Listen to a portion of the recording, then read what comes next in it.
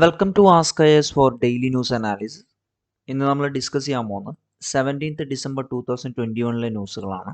Racing legal age for marriage of women, privatisation of banks, US China sanctions, ഇങ്ങനെ 3 topics ആണ് നമ്മൾ discuss ചെയ്യാൻ പോകുന്നത്. ഒന്നാമത്തെ ടോപ്പിക് ആയിട്ടുള്ള raising legal age of marriage for women, GS paper 2-ലെ issues related to women അല്ലെങ്കിൽ gender, government policies and ഇൻ്റർവെൻഷൻസിൻ്റെ ഭാഗമായിട്ട് വരുന്ന ഒന്നാണ്. റീസെൻ്റ്ലി യൂണിയൻ ക്യാബിനറ്റ് ക്ലിയർ ചെയ്തു ഒരു കാര്യമാണ് ഈ പറയുന്ന മാരേജബിൾ ആയിട്ടുള്ള ഏജ് മെന്നിനും വുമണ്ണും ഒരുപോലെ ആക്കണം എന്നുള്ളത്. Provision of child marriage act അല്ലെങ്കിൽ PCMA 2006 അതുപോലെ തന്നെ മറ്റു പേഴ്സണൽ ലോസും ചേഞ്ച് ചെയ്തിട്ടാണ് legal age of marriage woman 18 വയസ്സിൽ നിന്നും 21 വയസ്സിലേക്ക് മാറ്റിയിട്ടുള്ളത്. ഈ ഒരു ഡിസിഷൻ ആക്ച്വലി ഒരു 4 മെമ്പർ ഫോഴ്സ് ഉണ്ടായിരുന്നു. ഫോർമർ സമാജ് പാർട്ടി ചീഫ് ജയ്റ്റ്ലിയുടെ റെക്കമെൻഡേഷൻ പ്രകാരമാണ് ഈ ഒരു മാറ്റം കൊണ്ടുവന്നിട്ടുള്ളത്.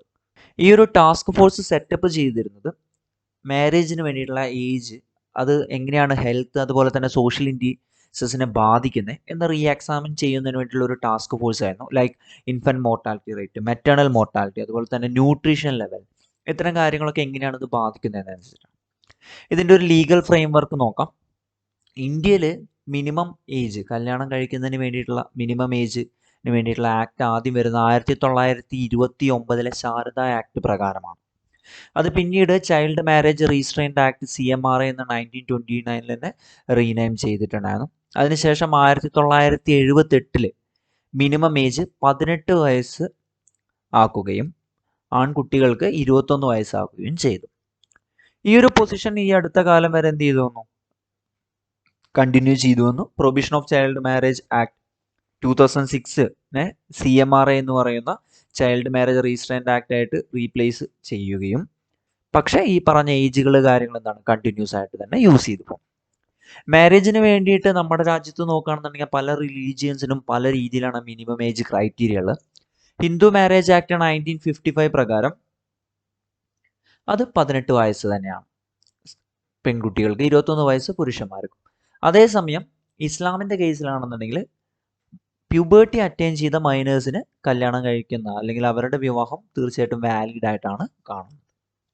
സ്പെഷ്യൽ മാരേജ് ആക്ട് 1954 അതുപോലെ തന്നെ provision of child marriage act 2006 ഇപ്പോൾ ഈ പറഞ്ഞ മാറ്റങ്ങൾ തീർച്ചയായിട്ടും കൊണ്ടുവരേണ്ടതാണ്. അപ്പോൾ ഇത്തരം രീതിയിൽ ഈ മിനിമം ഏജ് റേസ് ചെയ്യുന്നത് കൊണ്ട് എന്തൊക്കെ കാര്യങ്ങൾ നടക്കുമെന്ന് നോക്കാം. തീർച്ചയായിട്ടും വുമൺ ആൻഡ് ചൈൽഡിൻ്റെ വെൽഫെയർ, അവരുടെ ആ ഒരു റിലേഷൻ, അവരുടെ അണ്ടർ നോറിഷ്മെൻറ്റ്, അതുപോലെ തന്നെ ഒരുവിധം എല്ലാ ഏരിയാസിലും എന്ത് ചെയ്യും, അവർക്ക് പ്രോപ്പറായിട്ട് വ്യത്യാസം കൊണ്ടുവരാം. അതുപോലെ തന്നെ മെൻ്റൽ വെൽബീയിങ് ആയാലും ഹെൽത്ത് ആയാലും ഒക്കെ നല്ല രീതിയിൽ തന്നെ ബാധിക്കുന്നതാണ്. അതേപോലെ തന്നെ വുമൺസിൻ്റെ എംപവർമെൻറ്റും ജെൻഡർ പാരിറ്റിയും വരും. അതായത് അവരുടെ എഡ്യൂക്കേഷൻ ലെവലിനെ ഈ പറയുന്ന ചൈൽഡ് ബെയറിങ് കാര്യങ്ങൾ എന്താണ്, അവരുടെ എഡ്യൂക്കേഷൻ ലെവൽ, അവരുടെ ലിവിങ് കണ്ടീഷൻസ്, ഹെൽത്ത് കണ്ടീഷൻസ്, അതുപോലെ തന്നെ ഡിസിഷൻ മേക്കിംഗ് പവർ, ഇതിനൊക്കെ വളരെയധികം ബാധിക്കുന്നതായിരുന്നു. അതുപോലെ തന്നെ എന്താണ് ചൈൽഡ് മാരേജിനെ നമുക്ക് ടാക്കിൾ ചെയ്യാനും പറ്റും. പക്ഷേ ഈ പറയുന്ന മിനിമം മാരേജ് കൊണ്ടുവരുമ്പോൾ ഉണ്ടാവുന്ന ചില പ്രശ്നങ്ങൾ കൂടി നമുക്ക് നോക്കാം. ചൈൽഡ് മാരേജ് ഇപ്പോൾ തന്നെ 18 വയസ്സിന് താഴെയുള്ള കുട്ടികളുടെ മാരേജ് വരെ ഇവിടെ നടക്കുന്നുണ്ട്. അപ്പോൾ അത്തരം മാരേജ് കൺട്രോൾ ചെയ്യുക എന്ന് പറയുന്നത് ഇപ്പം നൗ അത് 21 വയസ്സാക്കി ഉയർത്തി കഴിഞ്ഞപ്പോൾ എന്താണ് അത്രയും ആ ഒരു ഏജ് ലിമിറ്റിലുള്ളവരോടും കൂടി കുറച്ചുകൂടി കവർ ചെയ്യേണ്ടതായിട്ട് വരും. അങ്ങനെ ആ ഒരു ബുദ്ധിമുട്ടുണ്ട്. പക്ഷേ ചൈൽഡ് മാരേജ് ഈ അടുത്ത കാലത്ത് എന്താണ് ഡിക്ലൈൻ ചെയ്തിട്ടുണ്ട്. 27% നിന്നും 23%ആയിട്ട് 2015 നിന്ന് 2019 കുറഞ്ഞിട്ടുണ്ട് എന്നാണ് national family health survey report പറയുന്നത്. അതുപോലെ തന്നെ ഈ പറയുന്ന 70% ചൈൽഡ് മാരേജും കാര്യങ്ങളും നടക്കുന്നത് ഷെഡ്യൂൾഡ് കാസ്റ്റ്, ഷെഡ്യൂൾഡ് ട്രൈബിലാണ്. അപ്പോൾ അത്രയും കാര്യങ്ങൾ എന്താണ് മുന്നോട്ട് വരുന്നില്ല. ഇനി ലാർജ് നമ്പർ ഓഫ് മാരേജസ് നമുക്ക് ക്രിമിനലൈസ് ചെയ്യേണ്ടതായിട്ട് വരും. കാരണം ഇപ്പോൾ 21 വയസ്സാക്കുമ്പോൾ അത്രത്തോളം കുറേ കേസുകൾ എന്ത് ചെയ്യേണ്ടി വരും, ക്രിമിനലൈസ് ചെയ്യേണ്ടി വരും. അതുപോലെ തന്നെ എഡ്യൂക്കേഷൻ എന്ന് പറയുന്നത് വളരെ ബിഗ് ആയിട്ടുള്ളൊരു പ്രോബ്ലമാണ്. State of the world report 2020 UNFPAയുടെ state of the world report 2020 പ്രകാരം നോക്കുകയാണെന്നുണ്ടെങ്കിൽ ഇന്ത്യയിൽ 51% യങ് വുമണും എഡ്യൂക്കേഷൻ ഇല്ലാതിരിക്കും. അതുപോലെ തന്നെ 47% എന്താണ് അവരുടെ പ്രൈമറി എഡ്യൂക്കേഷൻ സമയത്ത് തന്നെ മാരേജ് ഫിക്സ് ചെയ്യുകയും ചെയ്തിട്ടുണ്ട്. അതായത് ഈ കല്യാണം കഴിഞ്ഞ സ്ത്രീകളുടെ കേസിലാണ്, വളരെ കുറഞ്ഞ ഏജിൽ തന്നെ കല്യാണം കഴിഞ്ഞ സ്ത്രീകളിൽ 51% എന്താണ് വിത്തൗട്ട് എഡ്യൂക്കേഷനാണ്. അതുപോലെ തന്നെ 47% എന്താണ് പ്രൈമറി എഡ്യൂക്കേഷൻ മാത്രമേ കിട്ടിയിട്ടുള്ളൂ. അപ്പോൾ ആ എഡ്യൂക്കേഷൻ എന്ന് പറയുന്നത് ഇവിടെ കുറച്ച് പിന്നാക്കം തള്ളി പോകുന്നുണ്ട്. അപ്പോൾ പ്രോപ്പറായിട്ട് നമ്മൾ എഡ്യൂക്കേഷൻ ബൂസ്റ്റ് ചെയ്യണം, അതുപോലെ തന്നെ സ്കൂളുകളിലേക്കുള്ള ആക്സസിബിലിറ്റി കാര്യങ്ങൾ കൊടുക്കുകയാണ്, നല്ല അവയർനെസ് പ്രോഗ്രാമും കൊടുക്കുകയാണെന്നുണ്ടെങ്കിൽ ഈ ഒരു ബില്ല് നമുക്ക് തീർച്ചയായിട്ടും സ്ത്രീകളുടെ ഉന്നമനത്തിനായിട്ട് നമുക്ക് മുന്നോട്ട് കൊണ്ടുപോകാവുന്നത് തന്നെയാണ്. നെക്സ്റ്റ് നമ്മൾ ഡിസ്കസ് ചെയ്യാൻ പോകുന്നത് പ്രൈവറ്റൈസേഷൻ ഓഫ് ബാങ്ക്സ് ആണ്. GS പേപ്പർ 3 ബാങ്കിങ് സെക്ടേഴ്സ് ആൻഡ് NBFCസിൽ വരുന്ന ഒരു ടോപ്പിക്കാണ്. Recently banking laws amendment bill 2021 ചില കാര്യങ്ങൾ ഈ ആസ്പെക്ട്സ് ഒന്ന് റീലുക്ക് ചെയ്യാൻ ശ്രമിച്ചിട്ടുണ്ടായിരുന്നു. പ്രൈവറ്റൈസ് 2 പബ്ലിക് സെക്ടർ ബാങ്കുകൾ അല്ലെങ്കിൽ PSBകളെ പ്രൈവറ്റൈസ് ചെയ്യുന്നതുമായിട്ട് ബന്ധപ്പെട്ടിട്ടാണ് വിൻ്റർ സെഷൻ ഓഫ് പാർലമെൻറ്റിൽ എന്താണ് ചില ഡിസിഷൻസും കാര്യങ്ങളും എടുത്തിട്ടുണ്ട്. ലാസ്റ്റ് സെഷനിൽ ഗവൺമെൻറ് പാസ് ചെയ്ത ബില്ല് പ്രകാരം പ്രൈവറ്റൈസേഷൻ സ്റ്റേറ്റ് ഓൺഡ് ആയിട്ടുള്ള ജനറൽ ഇൻഷുറൻസ് കമ്പനീസിന് എന്താണ് general insurance business nationalisation amendment bill 2021 പ്രകാരം പ്രൈവറ്റൈസ് ചെയ്തു. അതേമാതിരി ഇപ്പം എന്താണ് 2 പബ്ലിക് സെക്ടർ ബാങ്കുകളെ പ്രൈവറ്റൈസ് ചെയ്യുന്നതിന് എയിം ചെയ്യുന്നുണ്ട്. ബാങ്കിങ് ലോസ് അമെൻമെൻറ്റ് ബിൽ 2021 നോക്കുകയാണെന്നുണ്ടെങ്കിൽ ബാങ്കിങ് കമ്പനീസിൻ്റെ അക്വിസിഷൻ, അതുപോലെ തന്നെ transfer loss 1970 and 98, banking regulation act 1948, ഇത്രയും കാര്യങ്ങളാണ് ബാങ്കുകളുടെ പ്രൈവറ്റൈസേഷനും കാര്യങ്ങളൊക്കെ തീരുമാനിക്കുന്നത്. അതിനെ പറ്റിയിട്ട് പ്രോപ്പറായിട്ടുള്ള ഒരു സ്റ്റഡി കാര്യങ്ങൾ യൂണിയൻ ബഡ്ജറ്റ് 2021-22 നടത്തിയിട്ടുണ്ട്. ഈ ലോകളാണ് എന്ത് ചെയ്യുന്നത് ബാങ്കുകളുടെ നാഷണലൈസേഷനും അതുപോലെ തന്നെ മാറ്റിയിട്ട് ഇനി പ്രൈവറ്റൈസേഷനിലേക്ക് പോകാൻ പോകുന്നത്. ഈ ഒരു മൂവ് കൊണ്ട് മിനിമം ഗവൺമെൻറ്റിൻ്റെ ഹോൾഡിംഗ്, പബ്ലിക് സെക്ടർ ബാങ്കുകളുടെ മിനിമം ഹോൾഡിംഗ് 51% നിന്നും 26% കുറയ്ക്കുകയാണ് ചെയ്യുന്നത്. എന്താണ് privatisation?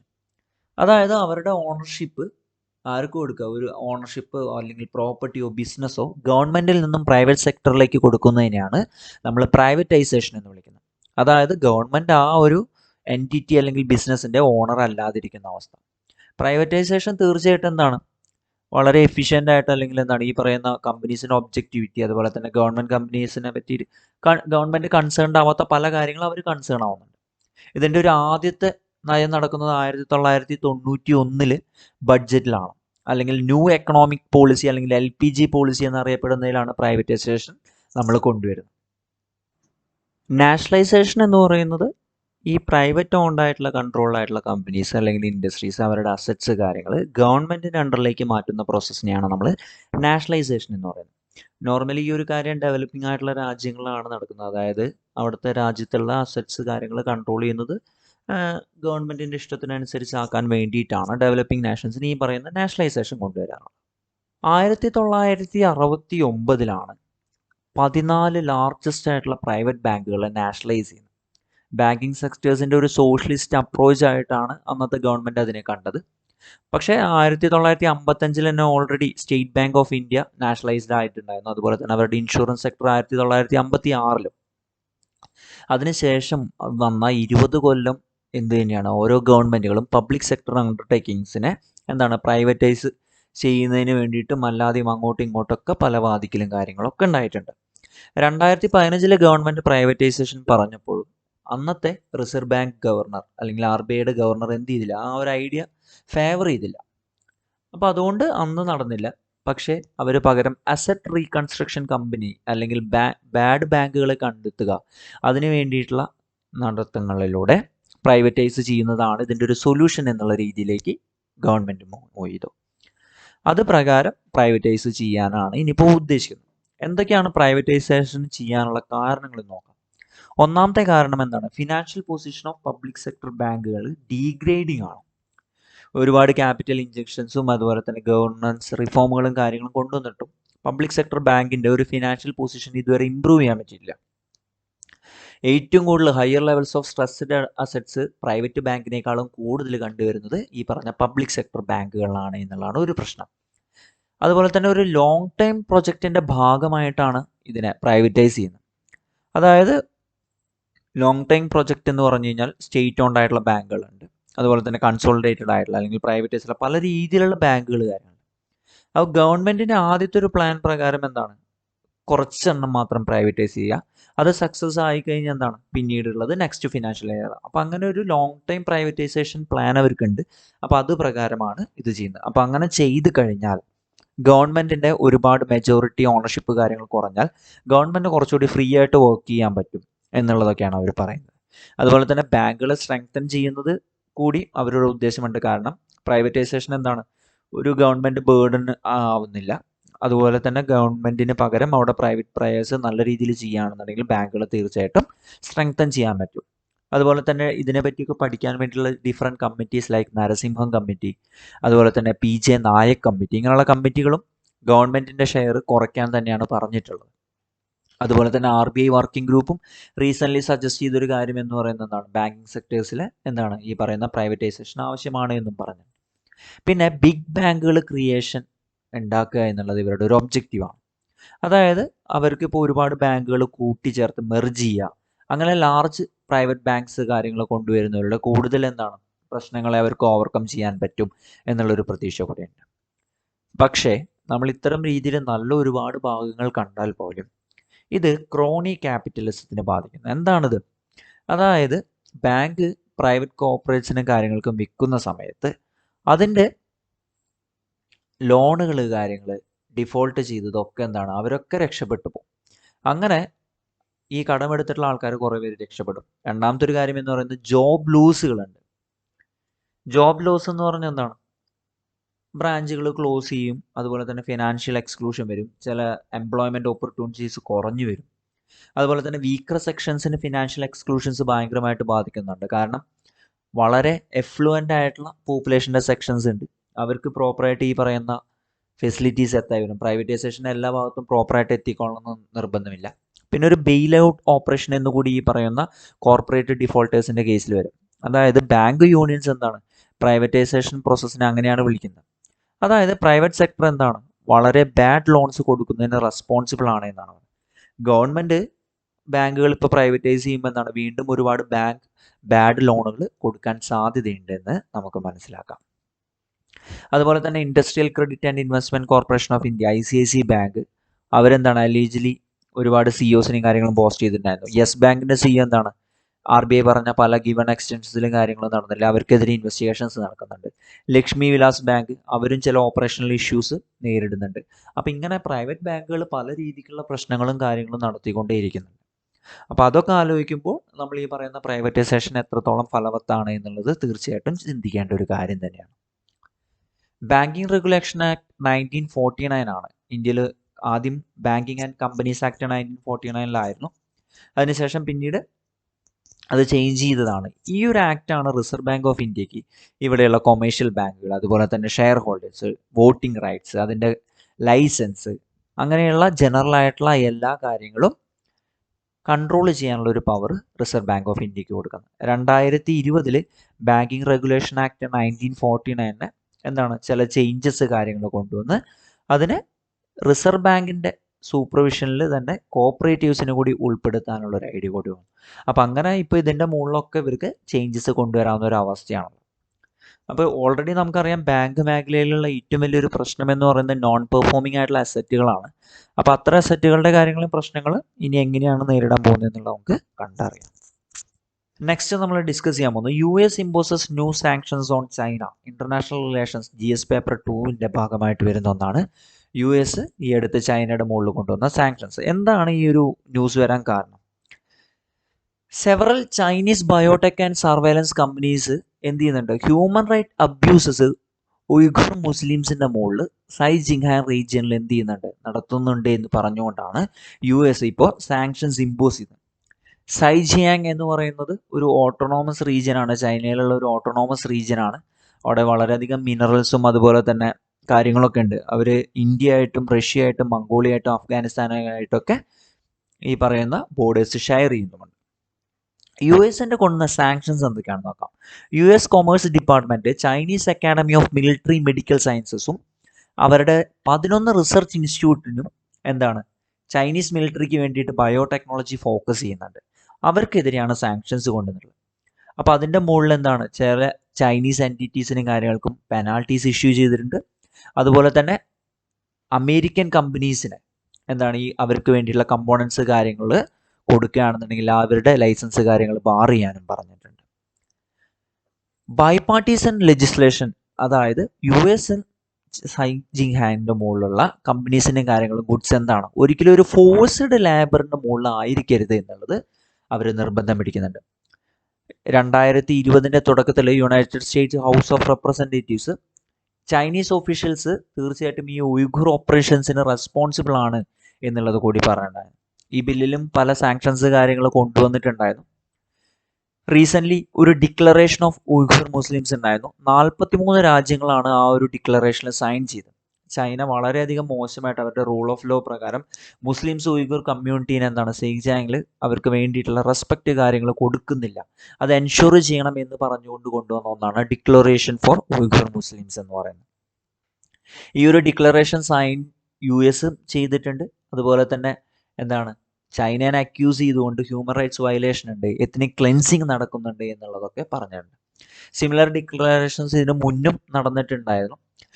UN high commissioner for human rights അവരും എന്താണ് ഈ പറയുന്ന കാര്യങ്ങളെ പറ്റിയിട്ട് പ്രോപ്പറായിട്ട് ഒരു ആക്സസ് വേണം, നമുക്ക് അവിടെ എന്തൊക്കെയാണ് ഒബ്സർവ് ചെയ്യേണ്ടത് എന്നുള്ളത് മനസ്സിലാക്കാനൊക്കെ വേണ്ടിയിട്ട് എന്നുള്ളതും കൂടി പറഞ്ഞിട്ടുണ്ട്.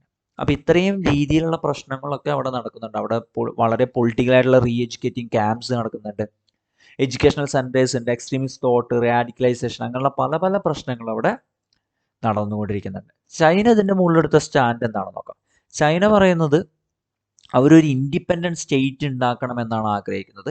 അതുപോലെ തന്നെ പല സെപ്പറേറ്റിസ്റ്റ് മൂവ്മെൻറ്റുകളാണുള്ളത്. അതുകൊണ്ട് അതൊരു രാജ്യത്തിനെതിരെയുള്ള ടെററിസം അല്ലെങ്കിൽ സെപ്പറേറ്റിസ്റ്റ് മൂവ്മെൻ്റ് ആയി കണ്ടുകൊണ്ട് ചൈന അതിനെയാണ് ഡീൽ ചെയ്യുന്നതെന്നാണ് പറയുന്നത്. ഈ ഒരു കേസിൽ ഇന്ത്യൻ ഗവൺമെൻറ് എന്ത് ചെയ്തില്ല, സൈലൻസ് തന്നെയാണ് നിലനിർത്തിയിട്ടുള്ളത്, അല്ലെങ്കിൽ പ്രത്യേകിച്ച് അഭിപ്രായങ്ങൾ കാര്യങ്ങളൊന്നും പറഞ്ഞിട്ടില്ല. അപ്പോൾ ഈ ഒരു മാപ്പിൽ നമുക്കൊന്ന് ശ്രദ്ധിച്ചു കഴിഞ്ഞാൽ ഒന്നുകൂടി ഞാൻ പറയാം. സീജിയാങ് എന്ന് പറയുന്നത് ചൈനയിലെ ഒരു ഓട്ടോണോമസ് റീജിയനാണ്. അവർക്ക് ഇന്ത്യ, റഷ്യ, മംഗോളിയ, അഫ്ഗാനിസ്ഥാൻ ഇത്രയും സ്ഥലങ്ങളുമായിട്ട് എന്താണ് ബോർഡർ ഷെയർ ചെയ്തിട്ടുണ്ട്. ഉയ്ഘുർ മുസ്ലിംസ് ഇത് ഒരു പ്രിഡോമിനൻ്റ്ലി ഒരു മുസ്ലിം മൈനോറിറ്റി ടർക്കി എത്നിക് ഗ്രൂപ്പാണ്. അവരുടെ ഒറിജിൻസ് കാര്യങ്ങൾ നമുക്ക് ട്രേസ് ചെയ്യണമെന്നുണ്ടെങ്കിൽ സെൻട്രൽ ആൻഡ് ഈസ്റ്റ് ഏഷ്യയിലേക്കാണ് പോകുന്നത്. ഉയ്ഘുർ അവർക്ക് സ്വന്തമായിട്ടുള്ള ഒരു ഭാഷ തന്നെയാണ്, സിമിലർ ടു ടർക്കിഷ് ആയിട്ടുള്ള ഒരു ഭാഷയാണ് അവർ സംസാരിക്കുന്നത്. അതുപോലെ തന്നെ സെൻട്രൽ ഏഷ്യൻ നാഷണൽസിൻ്റെ കൾച്ചറിനോടാണ് അവർ കൂടുതലായിട്ടും ഇടപഴകി നിൽക്കുന്നത്. പക്ഷേ ചൈനയിലെ മൈനോറിറ്റി കമ്മ്യൂണിറ്റീസിൻ്റെ ലാംഗ്വേജസിൻ്റെ അകത്ത് ഇവരുടെ ഭാഷാ കാര്യങ്ങൾ ഒഫീഷ്യലി റെക്കഗ്നൈസ് ചെയ്തിട്ടുമുണ്ട്. ചൈന ലാർജസ്റ്റ് പോപ്പുലേഷൻ ഓഫ് ചൈനയുടെ കേസിൽ നോക്കുകയാണെന്നുണ്ടെങ്കിൽ ഈ ഒരു ഉയ്ഘുർ കമ്മ്യൂണിറ്റി അല്ലെങ്കിൽ എത്നിക് കമ്മ്യൂണിറ്റി കൂടുതലായിട്ടും താമസിക്കുന്നത് സിൻജിയാങ് റീജിയനിൽ തന്നെയാണ്.